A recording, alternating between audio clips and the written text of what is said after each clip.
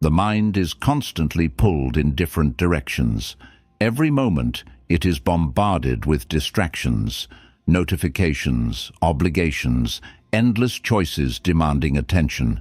In a world designed to fragment focus, the ability to direct one's energy toward meaningful goals is no longer just a skill, it is a necessity. Those who master focus do not do so by accident. They do it by design, by understanding what truly matters and cutting out everything that does not. Clarity is the foundation of focus. Without it, the mind drifts, reacting rather than directing, moving without purpose. Yet, achieving clarity is not as simple as removing distractions. True focus is not about forcing the mind into concentration. It is about training it to filter what deserves attention from what does not. It is about eliminating not just digital noise, but mental clutter, unnecessary commitments, and the subtle influences that pull one away from what is truly important. Throughout history, the greatest thinkers, strategists, and creators all shared one thing in common. They understood how to focus. They knew that success does not come from scattered effort, but from disciplined attention. Whether in philosophy, science, or art, those who changed the world were those who mastered the ability to tune out distractions and channel their energy toward what mattered most. The ability to focus is not an inherent trait. It is a cultivated practice. It requires deliberate choices, strategic elimination of the unnecessary, and a commitment to deep, intentional work. The question is not whether distractions exist. They always will. The question is whether one can rise above them, choosing to direct their mind rather than allowing the world to direct it for them. Mastering focus is mastering life, and those who learn to control their attention ultimately control their future. Understand what focus really means for you. Focus is not just the absence of distraction, it is the presence of clarity. Many assume that focus simply means working without interruption, but true focus is about knowing exactly where to direct one's energy. Without this understanding, effort is wasted. A person can be free from distractions, yet still be unproductive if their attention is scattered across tasks that do not align with their deeper purpose. Focus, at its core, is not just about concentration. It is about intentionality, choosing where to invest time and mental energy in a way that creates meaningful progress. Socrates believed that the unexamined life is not worth living. He saw that without self-awareness, people drift from one task to another, reacting rather than acting with purpose. He urged individuals to question what truly matters to them, to reflect on their values, and to align their actions accordingly. Without this inner clarity, even the most disciplined mind can be led astray by external demands.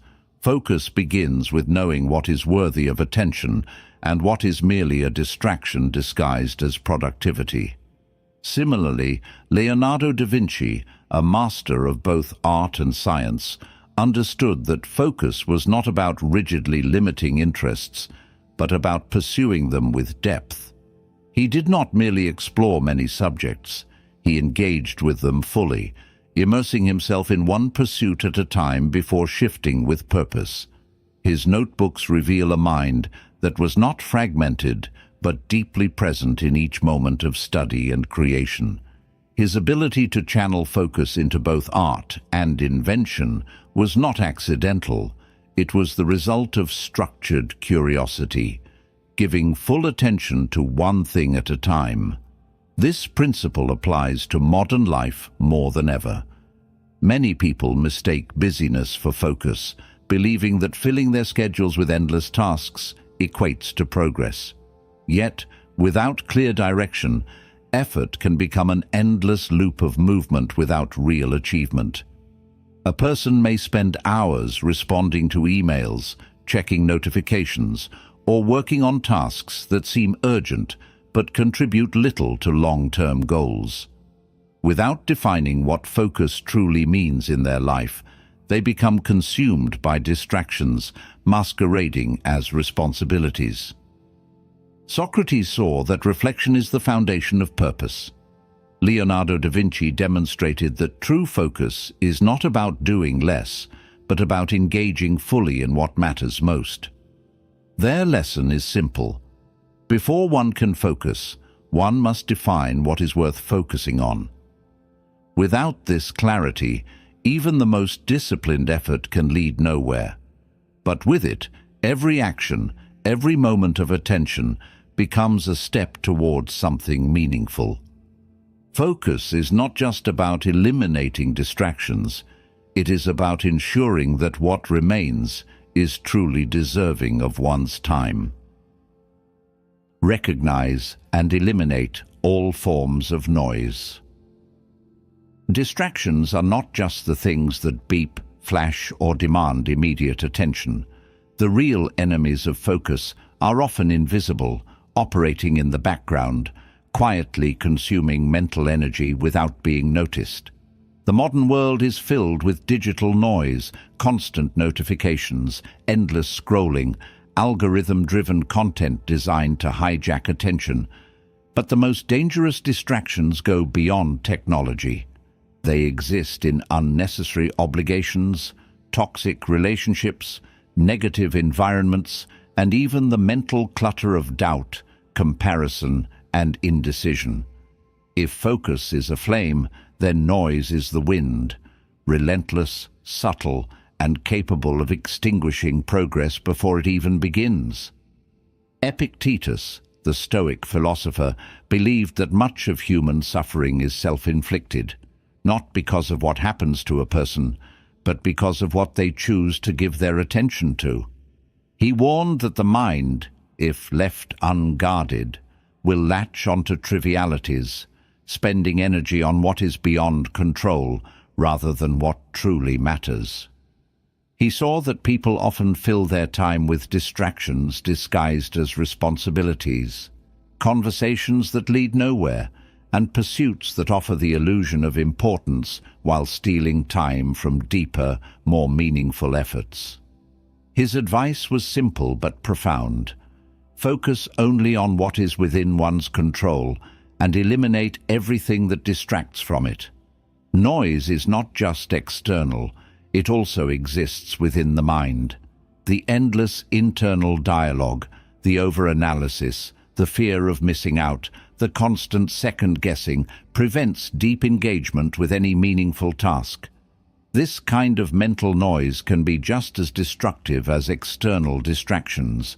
A person may sit down to work, physically present, but mentally scattered, their mind bouncing between past regrets, future anxieties, and irrelevant concerns.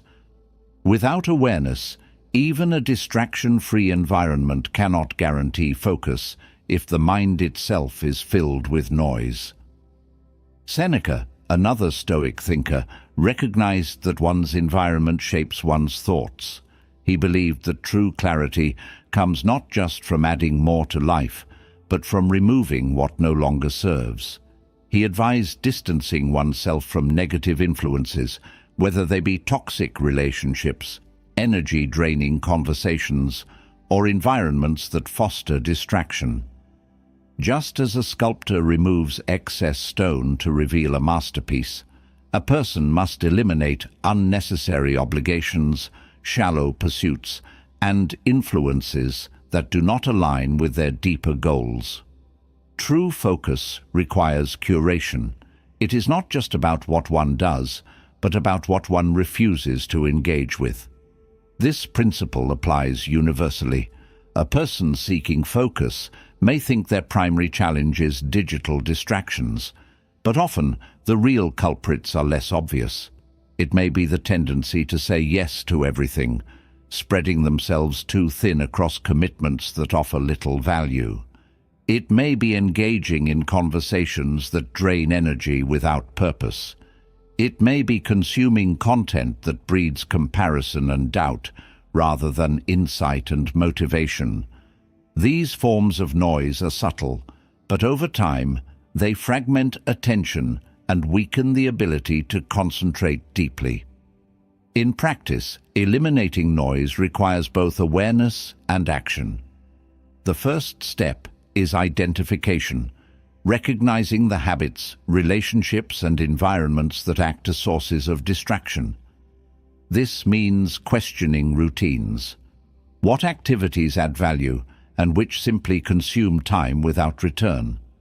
Which conversations energize and which leave one feeling drained?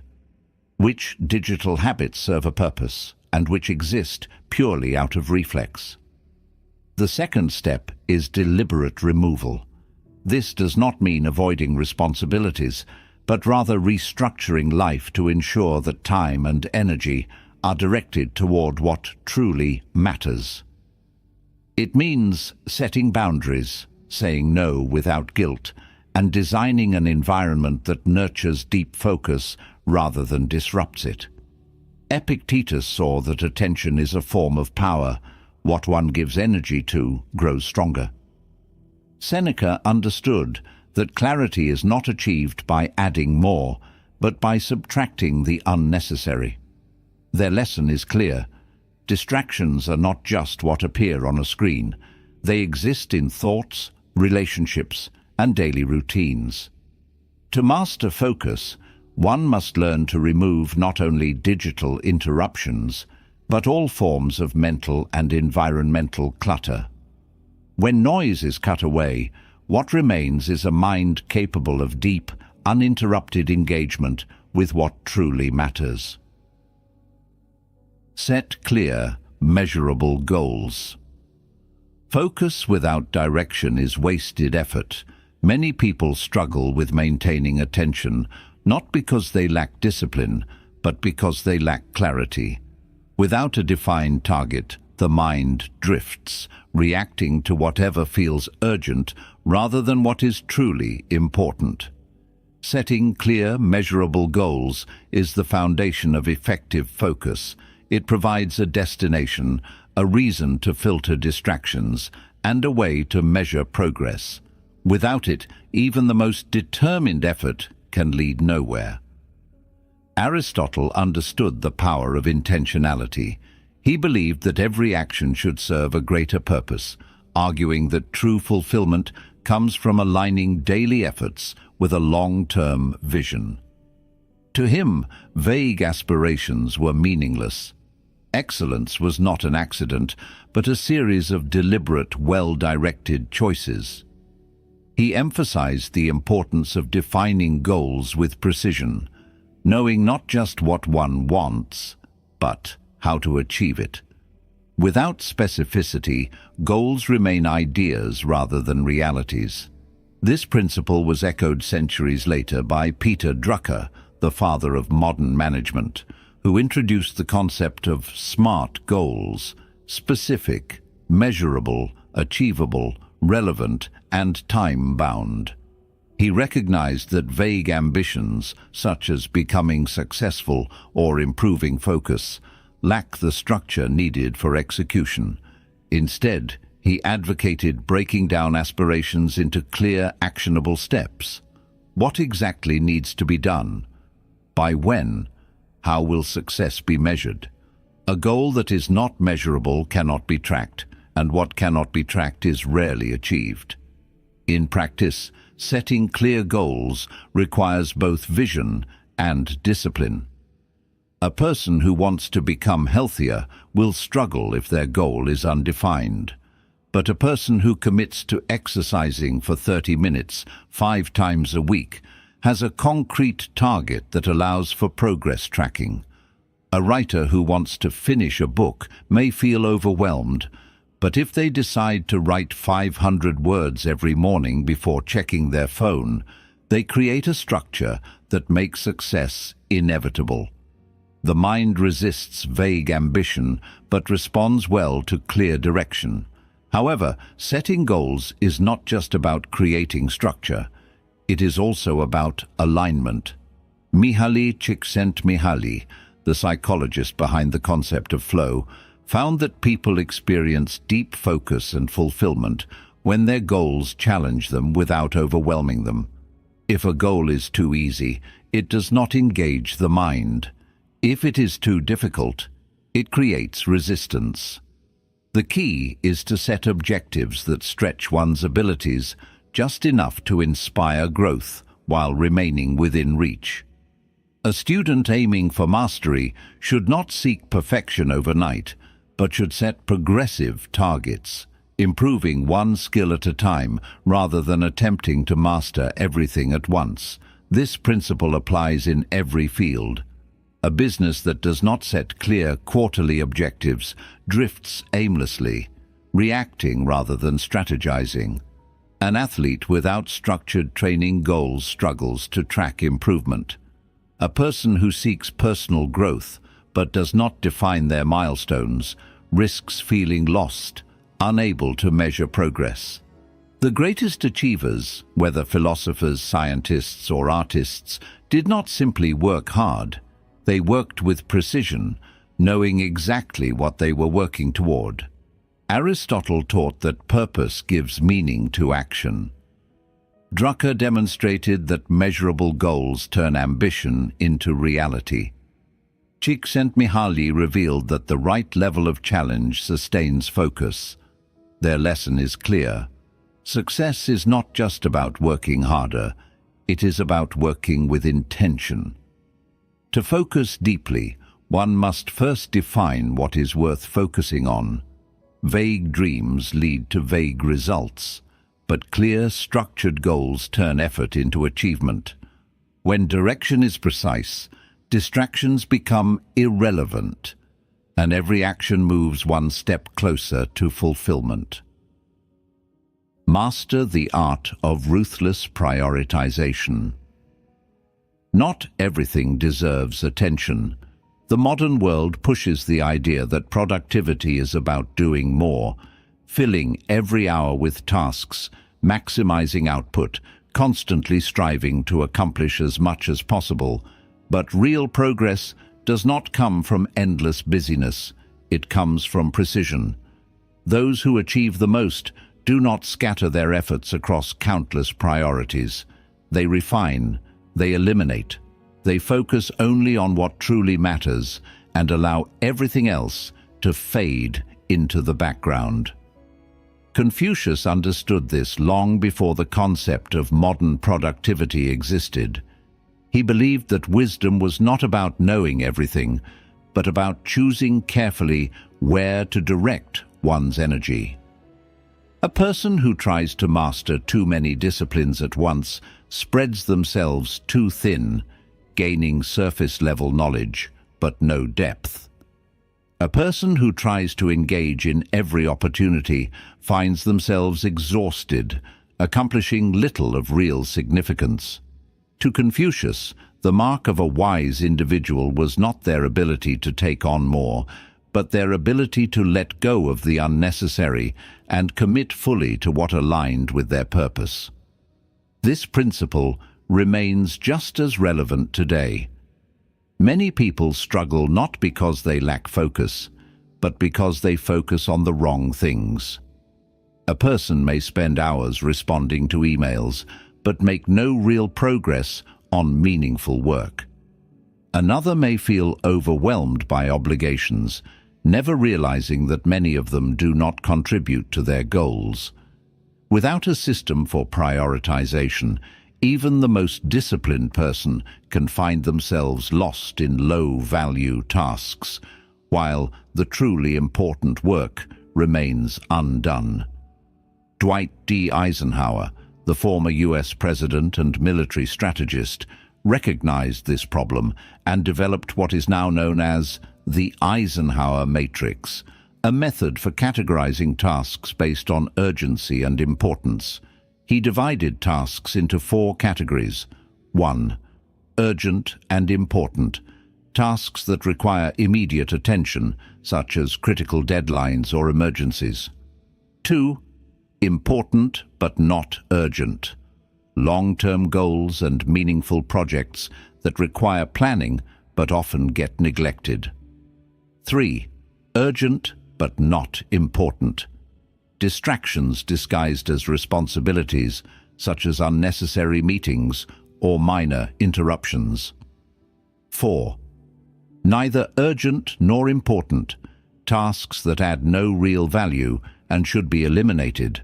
The mistake many people make is focusing too much on urgency rather than importance.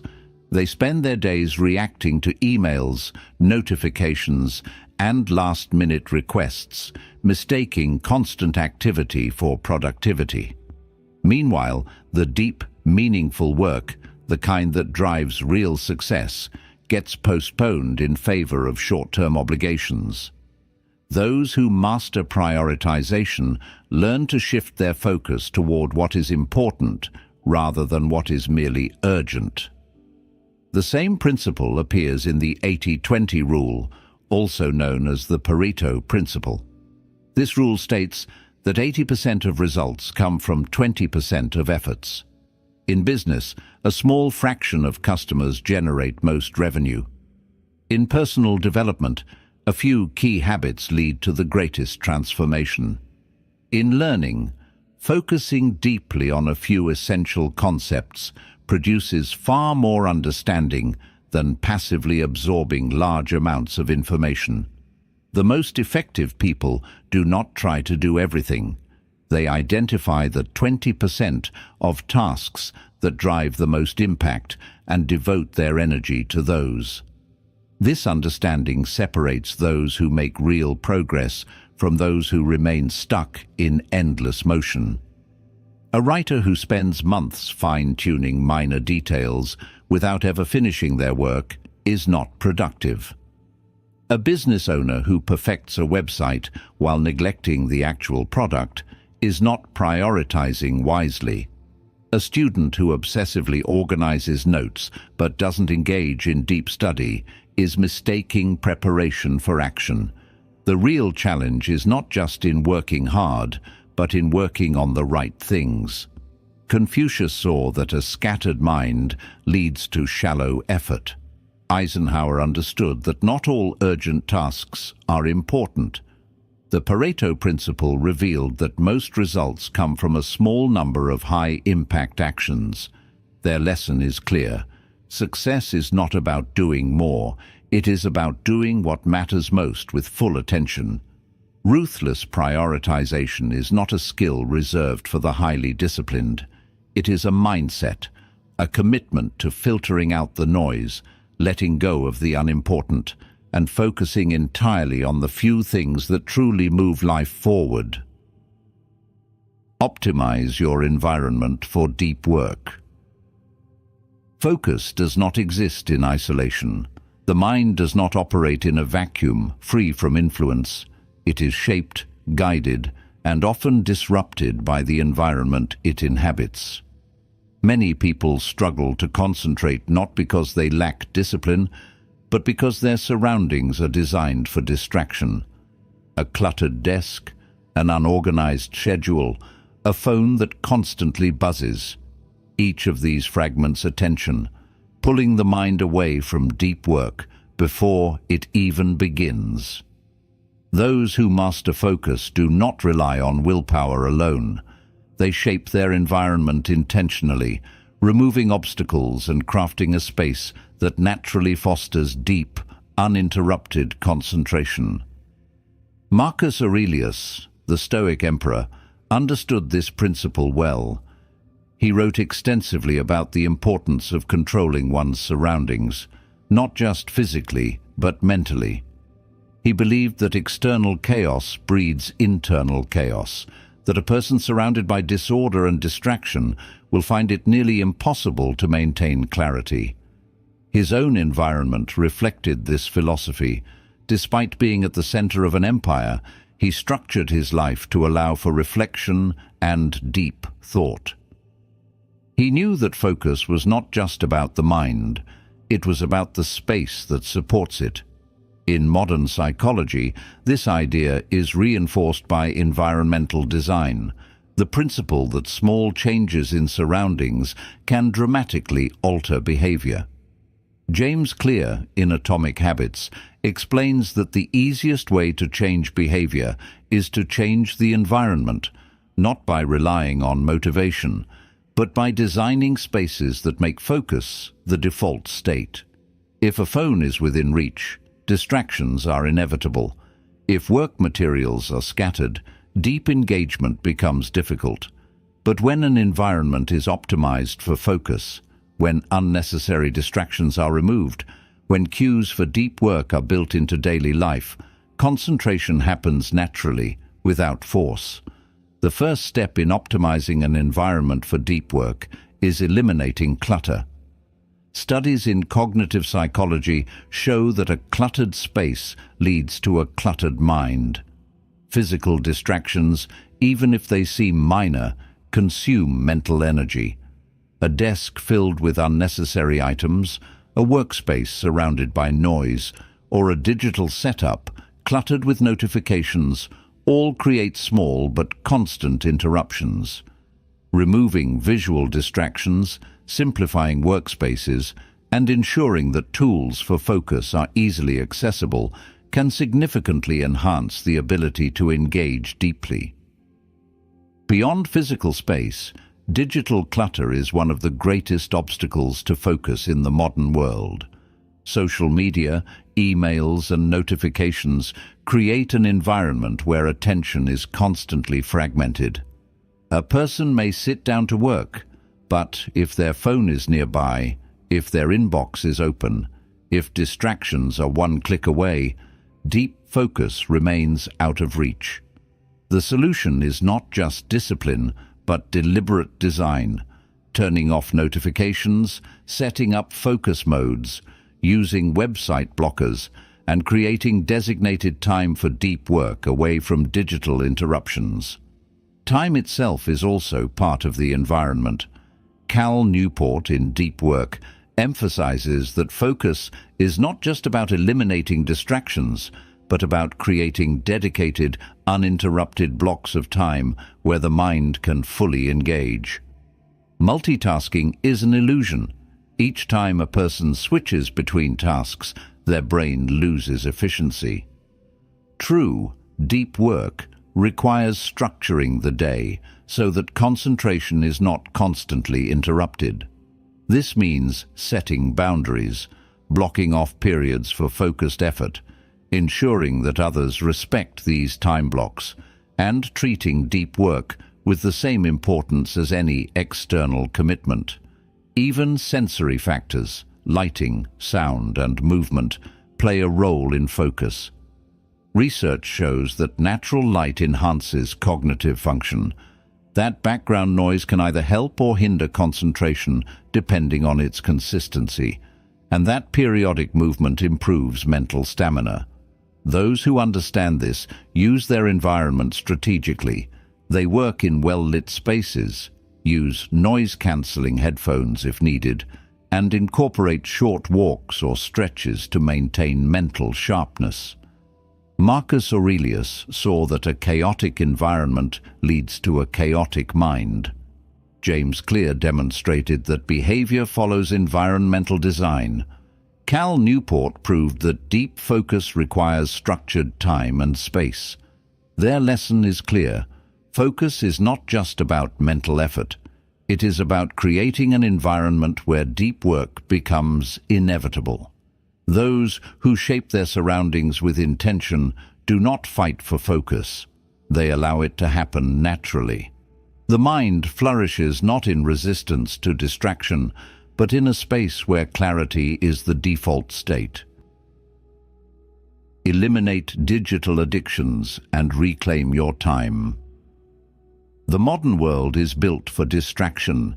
Every notification, every algorithm, every endlessly scrolling feed is designed not to inform, but to capture and hold attention.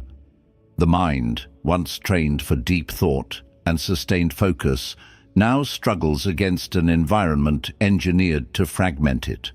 The cost is not just wasted time, it is the erosion of one's ability to engage in meaningful work, to think deeply, to remain present. Those who master focus do not merely resist digital distractions. They actively reshape their relationship with technology, using it as a tool rather than allowing it to dictate their time and attention. Blaise Pascal, the 17th century philosopher and mathematician, observed that much of human suffering comes from an inability to sit alone in a quiet room. Long before smartphones, he saw that people struggled with stillness, always seeking external stimulation to avoid confronting their own thoughts. His insight is even more relevant today.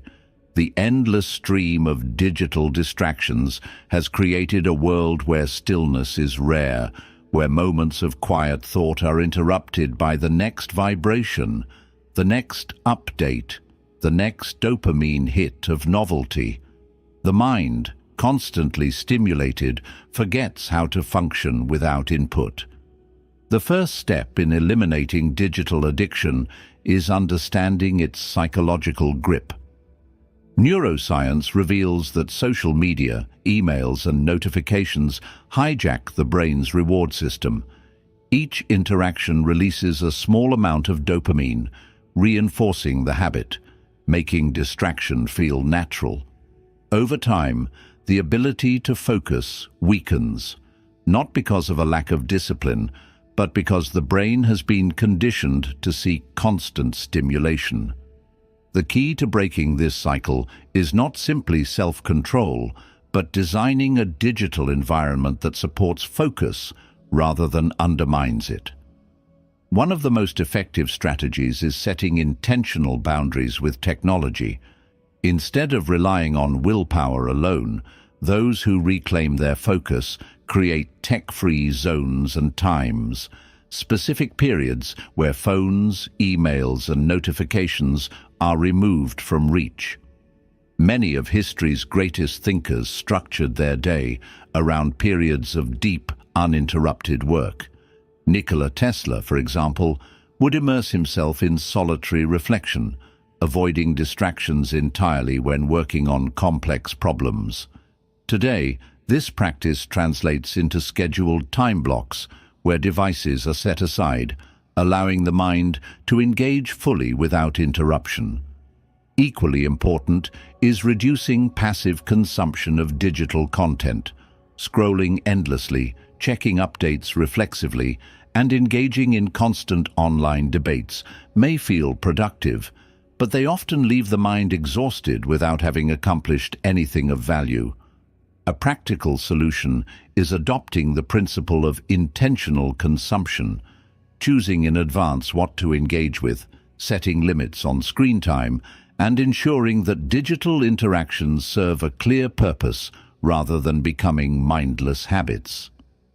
Another approach is replacing digital stimulation with analog habits. Many of the world's most focused individuals, writers, scientists, leaders, have recognized the value of time spent away from screens. Leonardo da Vinci sketched and wrote constantly, refining his thoughts through physical engagement with ideas. Modern research supports this. Studies show that writing by hand enhances cognitive processing, that reading physical books improves retention, and that time spent in nature restores attention span. By incorporating more non-digital activities, the brain gradually rewires itself, recovering its ability to sustain focus. Finally, reclaiming focus requires a fundamental shift in how technology is viewed. Instead of allowing devices to dictate behavior, the most effective individuals use technology with intention. This means disabling non-essential notifications, scheduling email responses rather than reacting instantly, and curating digital consumption to eliminate low-value distractions. It means remembering that technology is a tool, not a master. Pascal saw that distraction is not just an external force, but an internal habit. Neuroscience confirms that digital addiction reshapes the brain, weakening focus over time. Tesla's immersion in deep work reminds us that true breakthroughs come not from constant connectivity, but from uninterrupted thought. Their lesson is clear. Regaining focus is not about rejecting technology, it is about mastering its use. Those who reclaim their time do not abandon the digital world. They learn to navigate it with discipline, ensuring that every interaction is a choice rather than a compulsion. In a world designed for distraction, the ability to be fully present is not just an advantage, it is a necessity. Train your brain to work in focused blocks. The human brain is not designed for endless concentration. It was never meant to function like a machine, maintaining deep focus for hours without pause. Yet, in an age of constant demands and distractions, many try to force themselves into prolonged states of productivity, only to find their attention slipping, their energy draining, and their work suffering.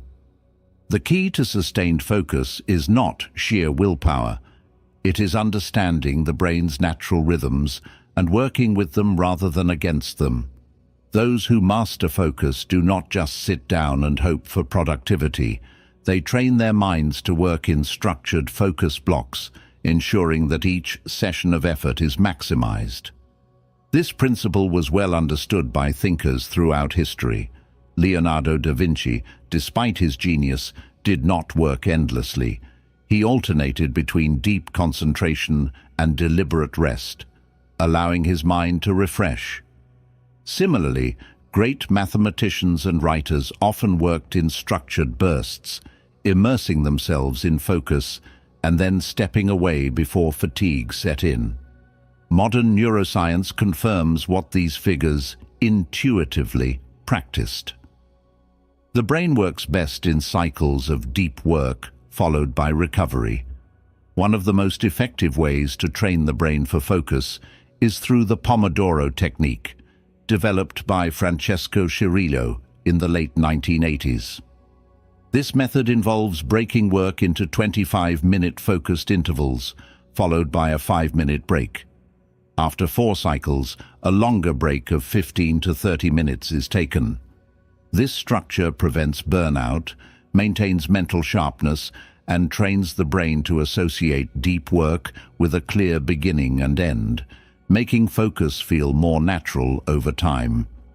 However, while Pomodoro is effective for many, some tasks require longer periods of uninterrupted focus. This is where ultradian rhythms, the body's natural energy cycles, become crucial. Research shows that the brain operates in 90-minute waves of peak concentration, after which performance declines. This is why many top performers, from athletes to scientists, structure their work into 90-minute deep work sessions, followed by deliberate rest.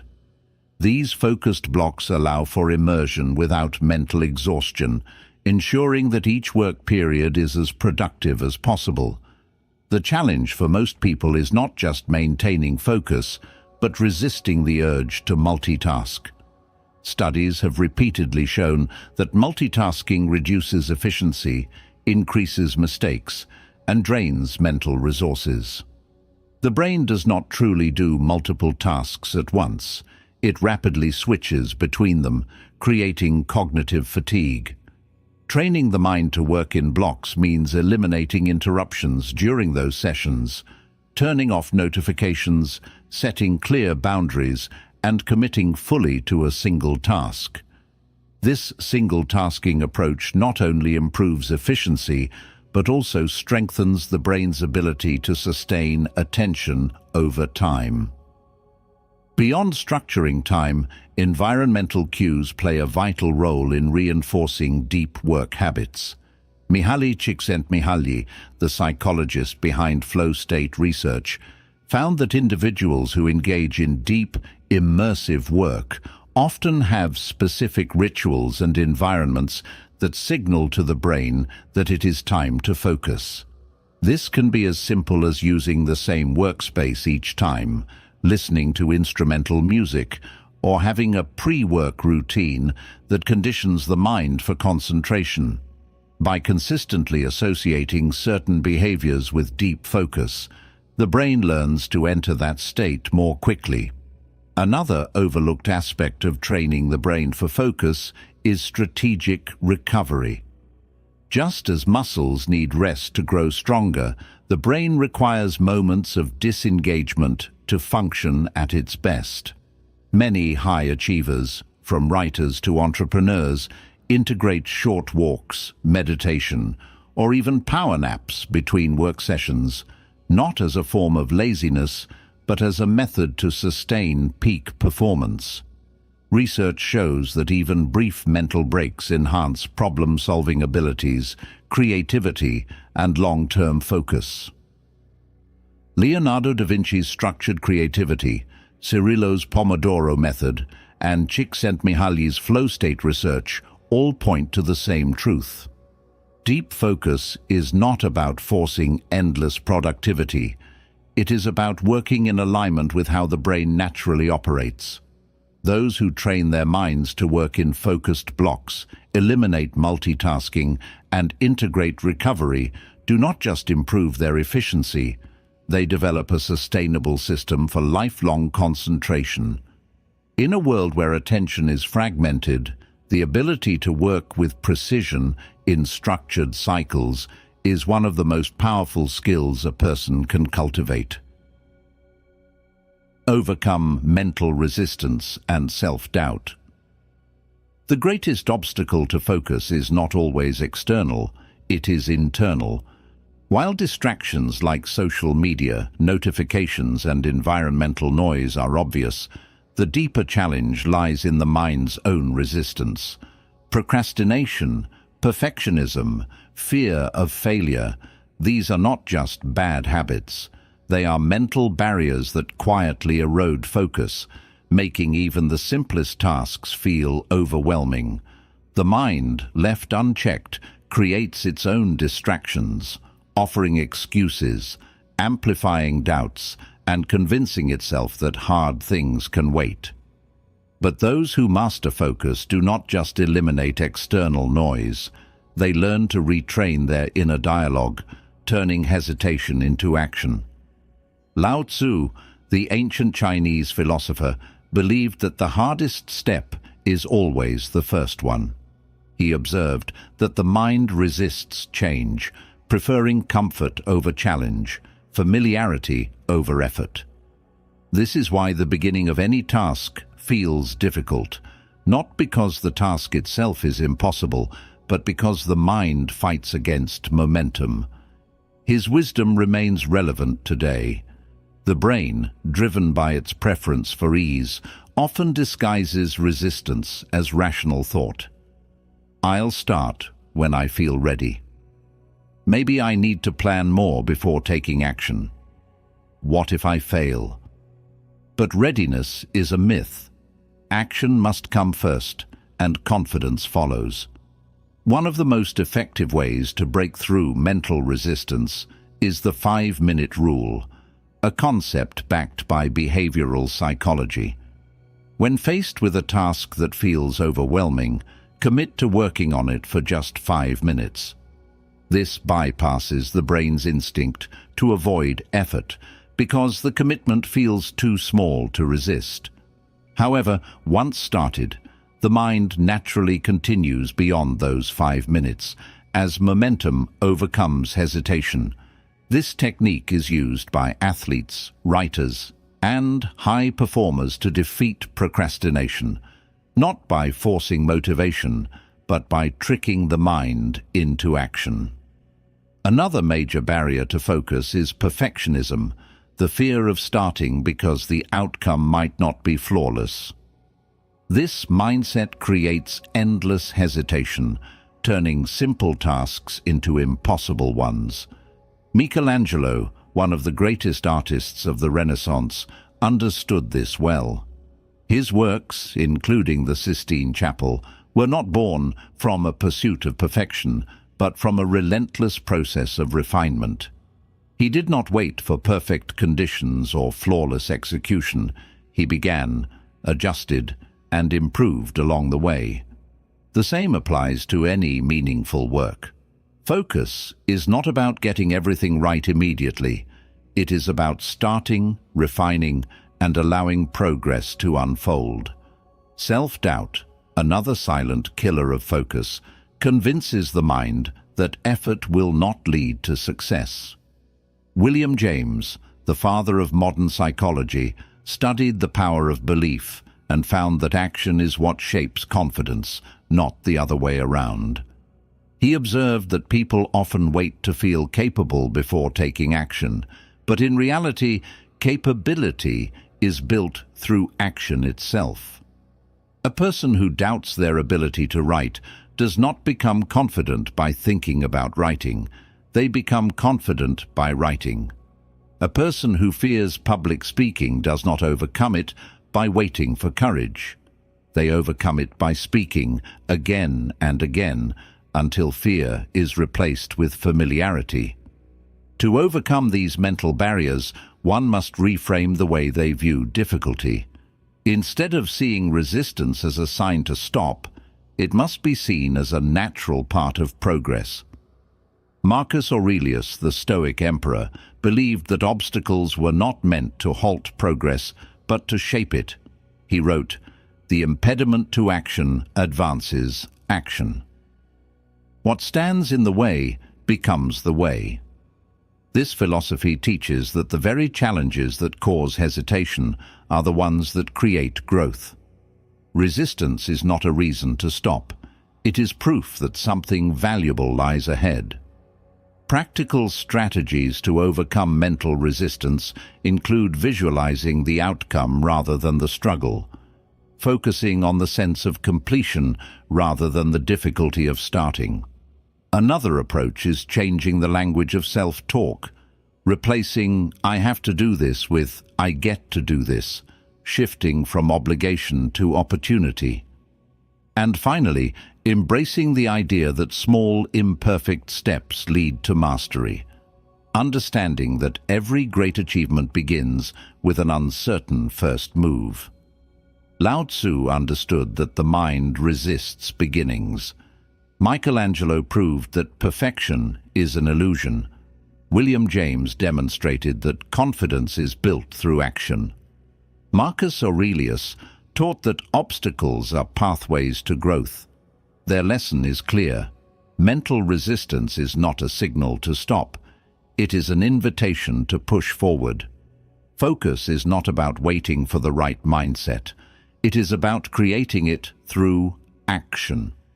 Those who learn to move despite hesitation, to start despite doubt, and to embrace imperfection as part of the process, do not just overcome resistance, they transform it into fuel for progress.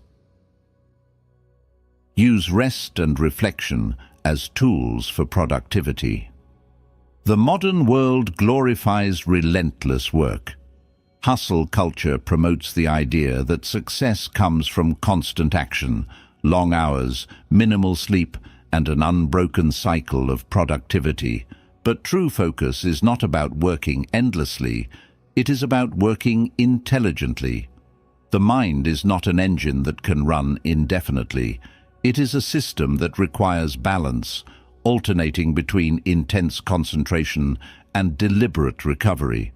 Those who sustain deep focus do not just push harder, they learn to step back, understanding that rest and reflection are not distractions from productivity, but essential components of it.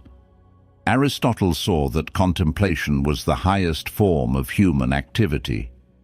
He believed that deep thinking, rather than constant motion, led to true wisdom. To him, great ideas were not born from endless effort, but from moments of stillness, where the mind could process, synthesize, and refine knowledge. His philosophy was not about laziness, but about intentional rest, pausing not to escape work, but to improve it. Modern science confirms this. Studies show that the brain does not consolidate learning while actively working. It does so during rest, particularly during sleep, and moments of quiet reflection. One of the most overlooked tools for focus is strategic disengagement. the ability to step away from work in a way that enhances performance rather than diminishes it. Leonardo da Vinci, known for his boundless creativity, would frequently leave his paintings unfinished for days or even weeks, returning with fresh eyes and new insights. He understood that mental breakthroughs often happen not during effort, but during rest, when the subconscious mind is given space to connect ideas in ways that conscious effort alone cannot achieve. Modern neuroscience supports this idea through the default mode network, DMN, a system in the brain that becomes active during rest, responsible for creativity, problem-solving, and long-term thinking. When a person disengages from focused work, whether through a walk, meditation, or simple reflection, the brain does not shut off. Instead, it enters a mode where connections between ideas strengthen, insights emerge, and solutions become clearer. This is why some of the best ideas come not while working, but while doing something entirely unrelated, a phenomenon experienced by thinkers, artists, and scientists throughout history. Reflection, like rest, is an essential part of sustained focus. Seneca, the Roman philosopher, practiced daily self-examination, believing that progress is not just about action, but about understanding one's actions.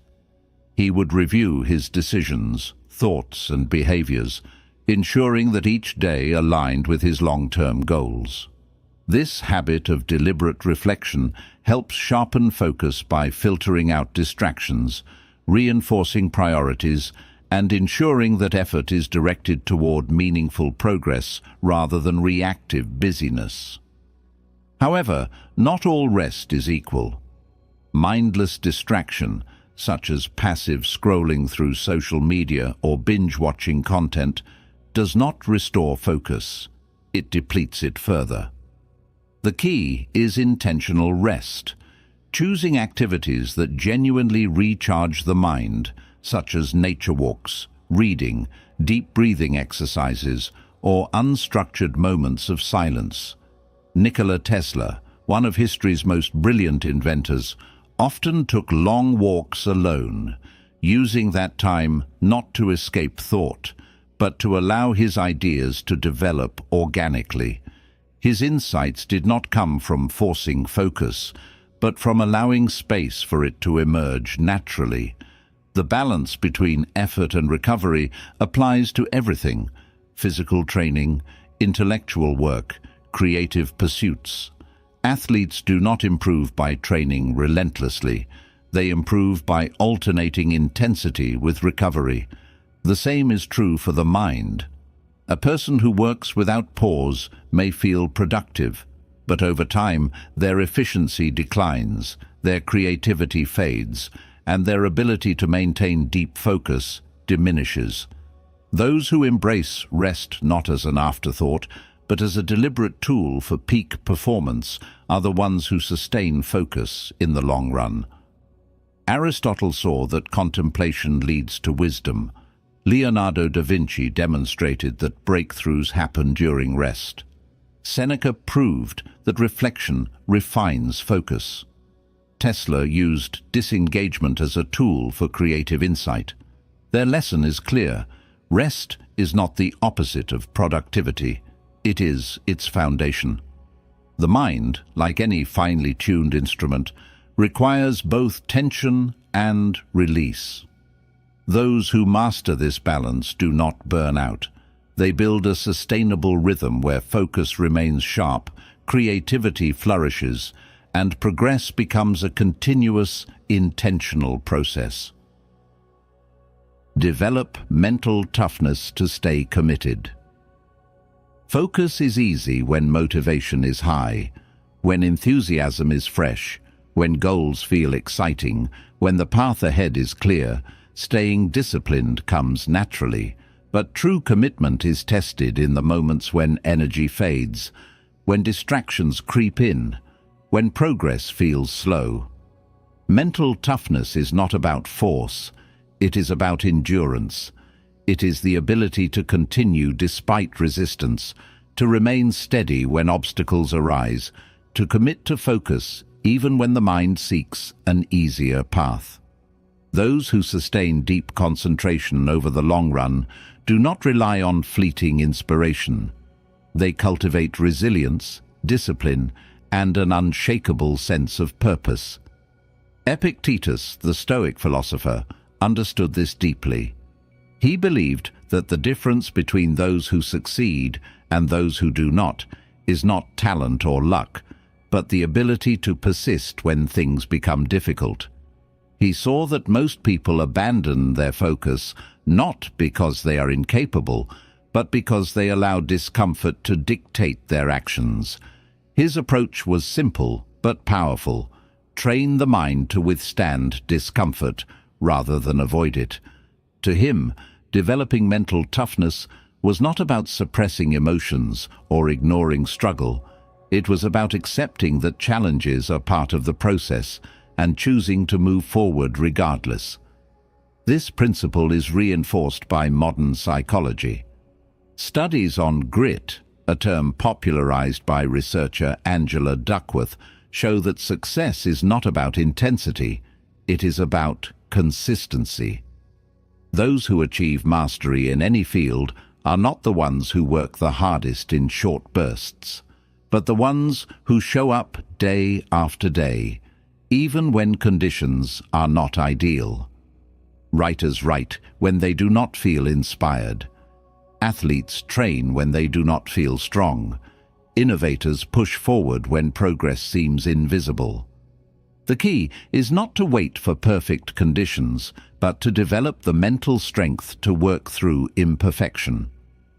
One of the greatest challenges to long-term focus is emotional reactivity, allowing frustration, boredom, or self-doubt to interrupt momentum. The mind, if left unchecked, will seek the path of least resistance, finding reasons to delay, to shift focus, to escape discomfort. The solution is training the mind to detach from short-term emotions and remain anchored in long-term commitment. Viktor Frankl, the psychologist and Holocaust survivor, wrote extensively about this idea, arguing that when a person connects deeply with their purpose, they can endure any temporary difficulty. His insight was not about ignoring hardship, but about shifting perspective, understanding that the struggle of the moment is insignificant compared to the greater goal. Mental toughness is not an innate trait. It's something that's built through deliberate action. One way to cultivate it is through small acts of discipline in daily life, choosing to wake up early even when it is uncomfortable, completing a task before checking notifications, sticking to commitments even when motivation wavers. These seemingly minor decisions create a foundation of resilience, training the mind to prioritize commitment over fleeting emotion. Over time, these habits form an identity, not just someone who focuses, but someone who does not quit. Another strategy is visualizing long-term rewards rather than short-term struggles. When the brain fixates on difficulty, tasks feel heavier. But when the mind focuses on what will be gained, the knowledge, the skill, the progress, the challenge becomes more bearable. This technique is used by elite athletes, Navy SEALs, and high performers in every field. They do not dwell on exhaustion, they focus on the outcome. They do not indulge in the thought of quitting, they remind themselves why they started. Ultimately, focus is not just about avoiding distractions, it is about enduring the discomfort that comes with sustained effort. Epictetus saw that resilience determines success more than talent. Angela Duckworth proved that consistency outperforms intensity. Viktor Frankl revealed that purpose strengthens endurance. Their lesson is clear. Mental toughness is the foundation of lasting focus. Those who develop the discipline to continue when it is difficult, the clarity to detach from momentary frustration, and the perspective to see beyond temporary setbacks do not just maintain focus, they master it. In a world where most people quit when things become difficult, those who persist, who train their minds to stay steady, who commit fully to their goals, will always stand apart. Learn to say no and set boundaries. Focus is not just about what one chooses to do, it is just as much about what one refuses to do. The ability to concentrate deeply on meaningful work is not merely a function of willpower or motivation, but of guarding one's time and energy against unnecessary commitments. Many people struggle with focus, not because they lack discipline, but because they are constantly pulled in multiple directions by obligations that do not align with their priorities. Every unnecessary yes is a silent no to something that truly matters. Those who master focus do not just control their attention, they control their environment by setting firm boundaries and learning to decline distractions, obligations, and requests that dilute their efforts. This principle has been understood for centuries. Socrates, one of history's greatest thinkers, believed that wisdom begins with self-awareness, knowing one's limitations and acting accordingly. He observed that many people spread themselves too thin, engaging in endless pursuits without questioning whether they truly align with their purpose. To him, saying no was not about selfishness, it was about clarity. He understood that time and energy are finite, and that to focus deeply on what matters, one must first eliminate what does not. In modern psychology, this concept is reinforced by the idea of decision fatigue. Studies show that the brain has a limited capacity for making decisions each day. The more choices a person makes, whether responding to emails, attending unnecessary meetings, or accommodating obligations, the more mental energy is depleted. By the time they sit down to engage in meaningful work, their ability to focus has already been compromised. This is why the most effective individuals protect their time fiercely, reserving mental energy for what truly moves them forward. One of the most powerful frameworks for setting boundaries is Greg McKeown's concept of essentialism, the practice of focusing only on the few things that produce the greatest results and eliminating everything else. He argues that success is not about doing more, but about doing less, better. Those who apply this philosophy do not allow themselves to be overwhelmed by external demands. They evaluate each request, each commitment, and each distraction with one critical question: does this align with my highest priorities? If the answer is no, they decline without guilt, understanding that every misallocated effort is a lost opportunity for something greater.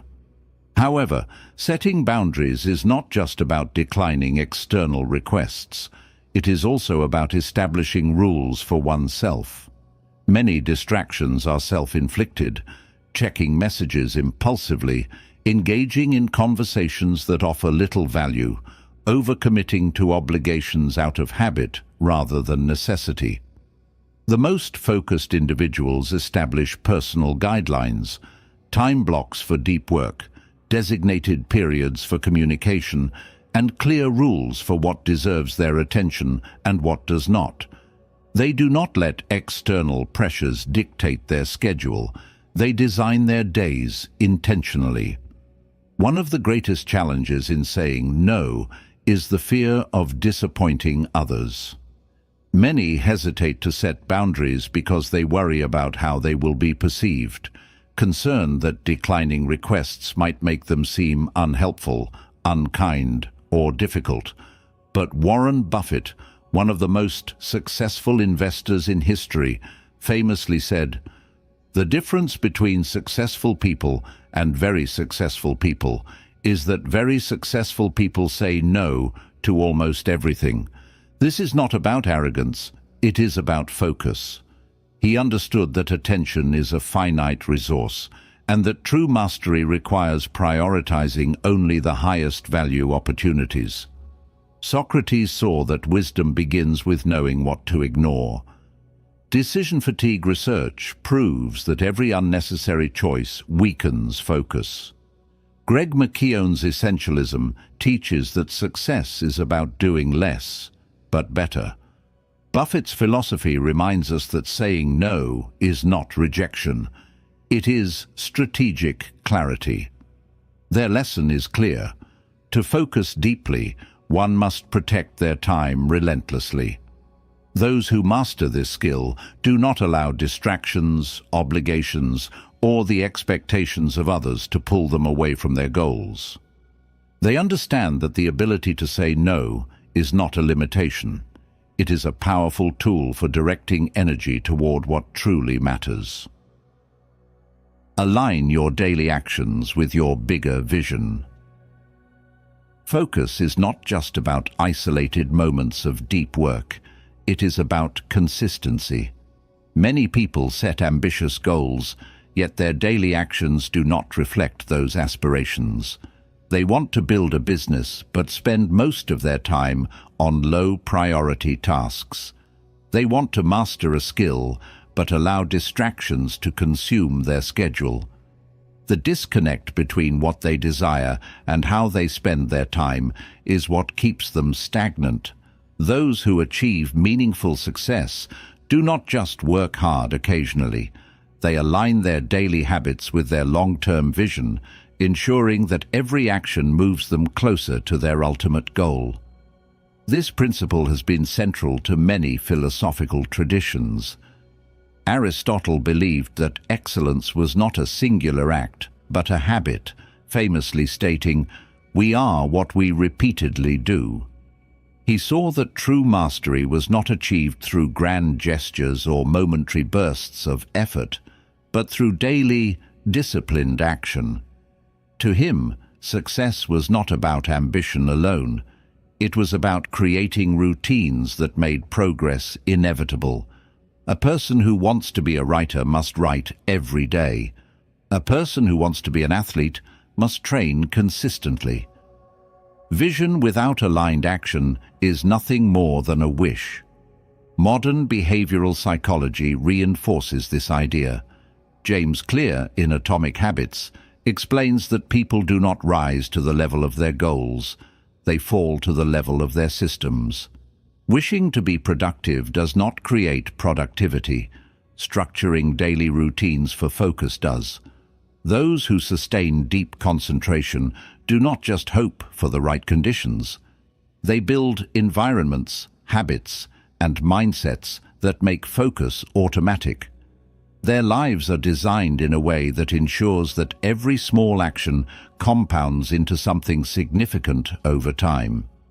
One of the most effective ways to align daily actions with long-term goals is habit tracking, a method used by some of the world's most disciplined individuals.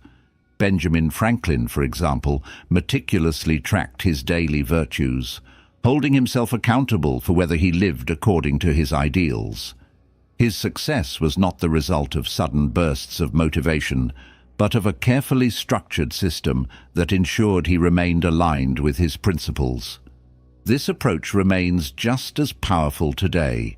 Keeping a daily journal, tracking progress, and setting clear intentions helps maintain focus and ensures that small efforts accumulate into major achievements.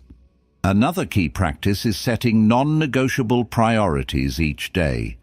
Many people begin their mornings by reacting, checking messages, responding to urgent but unimportant tasks, allowing their day to be dictated by external demands.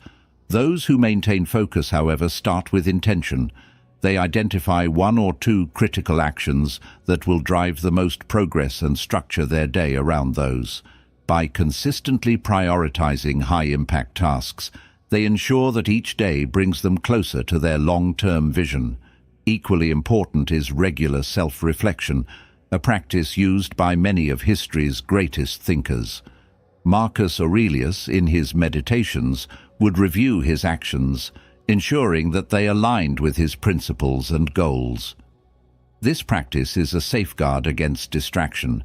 It allows one to assess whether their time is being spent wisely or whether they are drifting off course. A simple daily reflection, asking, "Did my actions today reflect my long-term goals?" can serve as a powerful guide for maintaining focus. Ultimately, sustained focus is not about working harder for short periods. It is about structuring life in a way that makes focus a natural byproduct of daily habits. Aristotle saw that excellence is built through repeated action. James Clear proved that systems dictate success more than goals do. Benjamin Franklin demonstrated that tracking progress keeps one accountable. Marcus Aurelius reminded us that self-reflection ensures alignment with purpose. Their lesson is clear. True focus is not occasional, it is embedded in daily life. Those who master it do not wait for inspiration or ideal conditions.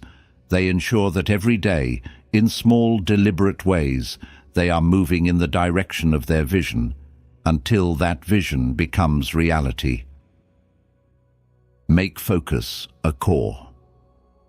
Part of your identity. Focus is not just a skill, it is an identity. Many people approach concentration as something they need to improve, a technique they must master, or a habit they should build. But the deepest, most lasting form of focus does not come from external strategies alone. It comes from seeing oneself as a focused person, as someone who naturally directs attention with intention, who does not allow distractions to dictate their actions, and who moves through life with clarity and purpose. Those who master focus do not just practice it, they embody it. This idea is not new. Søren Kierkegaard, the Danish philosopher, wrote about the power of self-perception, arguing that a person becomes what they consistently believe themselves to be. If someone sees themselves as undisciplined, they will act in ways that reinforce that identity. If they view themselves as someone who struggles with distraction, their mind will look for evidence to confirm that belief. But when a person commits to the idea that they are focused, disciplined, and intentional, their actions begin to align with that identity, not out of force, but out of natural habit. Modern behavioral science supports this. James Clear, in Atomic Habits, explains that true behavior change happens when identity shifts. Instead of saying, "I need to focus more," a person should say, "I am someone who values deep focus." This small linguistic change rewires the way the brain processes effort. Instead of forcing discipline, it creates an internal expectation, one that makes focused action feel natural rather than forced. Throughout history, the most disciplined individuals operated from a place of deep identity alignment. Bruce Lee, for example, did not just practice martial arts, he lived it, embodying its philosophy in every aspect of his life. To him, discipline was not something separate from who he was. It was ingrained in his character. This is the level of commitment required to sustain lifelong focus, not just adopting strategies, but seeing oneself as someone who moves through the world with clarity and intention. But how does one internalize focus as part of their identity? One method is reinforcing small wins daily. Every time a person successfully engages in deep work, resists a distraction, or completes a task with full attention, they strengthen their belief in themselves as a focused individual. Over time, these small moments accumulate, building undeniable proof that focus is not something they are trying to achieve, it is who they are. Another method is eliminating language that weakens identity, saying, "I'm just bad at focusing," or "I get distracted easily," reinforces a self-image of weakness. Instead, Adopting statements like, "I am someone who values concentration," or "I protect my attention because it is valuable," reshapes the way the mind approaches focus. It creates an internal expectation that makes it easier to act in alignment with the goal. A powerful final step is structuring life in a way that reflects this identity. Focused people do not leave their attention to chance. They design environments that eliminate unnecessary distractions, build routines that prioritize deep work, and surround themselves with others who value the same principles. They do not just practice focus in isolated moments. They build a world where focus is the default. Kierkegaard saw that self-perception shapes reality. James Clear demonstrated that identity dictates behavior. Bruce Lee proved that discipline is most powerful when it is a way of being, not just an effort. Their lesson is clear. To sustain deep focus, one must not just practice it, but embody it. Those who integrate focus into their identity do not struggle to concentrate. They act in alignment with who they have chosen to become. In a world filled with distraction, the ability to define oneself as someone who moves with purpose is not just an advantage, it is a transformation. The power of focus, a lifelong commitment. Focus is more than a skill, it is a way of living. It is the quiet discipline of directing attention toward what truly matters while letting go of everything that does not. In a world that constantly pulls in 1,000 directions, where distractions compete endlessly for mental space, the ability to concentrate is not just useful, it is essential. Those who master it do not merely work harder, they work with greater precision, depth, and clarity. History has shown that the greatest minds, the most accomplished individuals, were not those who simply had talent, but those who knew where to place their attention. Aristotle understood that excellence is built through repeated actions. Seneca knew that clarity requires eliminating the unnecessary. Kierkegaard saw that identity shapes behavior. Their wisdom remains as relevant today as it was in their time. The mind is a tool, and those who learn to wield it with intention will always rise above those who let it be scattered by distractions. Focus is not about working harder for short bursts.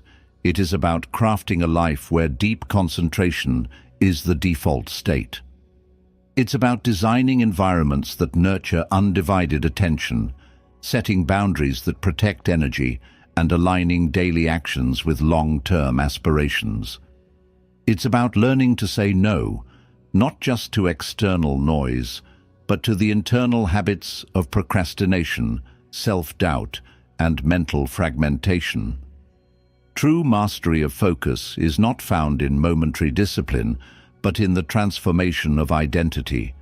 It is in becoming someone for whom presence, clarity, and deep engagement are second nature.